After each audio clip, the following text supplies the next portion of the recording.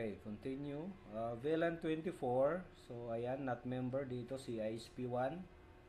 Port 2 nakatag. So, dito sa untag, ito 22, 23, 24. Magbilang lang tayo minsan kasi baka maklik natin yung napili na natin na port. So, add modify. So, yan, makikita nyo naman dito, magkasunod-sunod yan eh. 3, 4, 5. So, yung untag dito at 3, 4, 5. Nakatag. Laging to ang nakatag. Okay? So, next, 25. Tag natin si port 2. Bilang natin dito, 22, 23, 24, 25. Si port 6. Yan. Okay. Another, 26. Tag uli dito.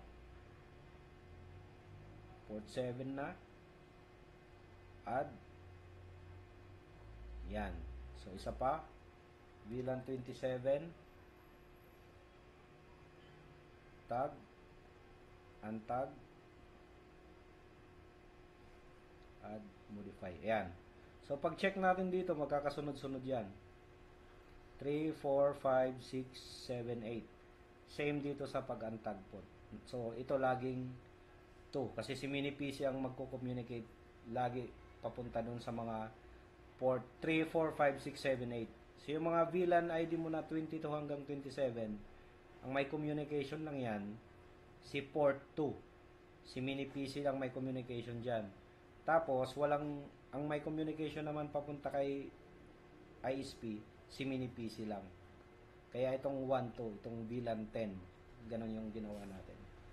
So, ngayon, okay na yan. Punta tayo dito sa PVID settings.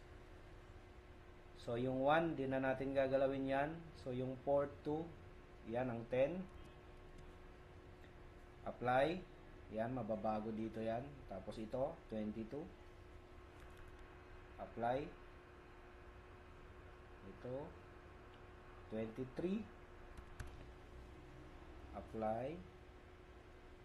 24. Apply. 25. And so on.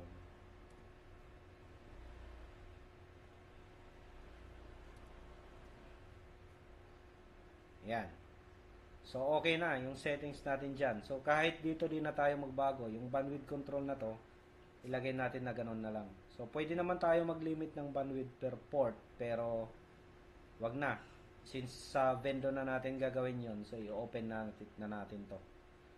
So, ngayon, balik tayo dito sa system, IP. Ngayon, ang DHCP natin, i-off natin yan or disable. Okay. Yan. Tapos yung IP address, palitan natin. So, i-align ko na lang dun sa Wi-Fi 5. Mag-start ako sa 11. Yan yung gusto kong, you can pick any number dito sa dulo. Tapos itong default gateway, yung 10.0.1. So, 10. Oops, mali. Yan. So, apply. Yan. Invalid gateway. Op, mali. Disable 20.0.0.11.224.10.0.0.1.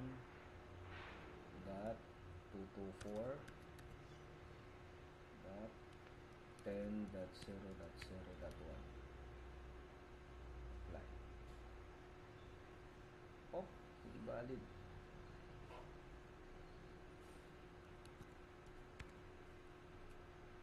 Okay, pwedeng ganyan. 0 na lang din. Pwedeng ganyan. Tingin ko. So, sa Pisofy, ano yan eh. Ito pwedeng 10.0.0.100 or any number. Tapos yung default gateway, set mo ng ganyan. So, ito gumagana to sa Wi-Fi 5 yung ganung settings. So, para ma-access natin to ulit, pwede natin baguhin ulit dito yung IP address natin dito sa naka-static.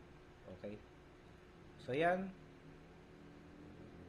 Gagawin natin.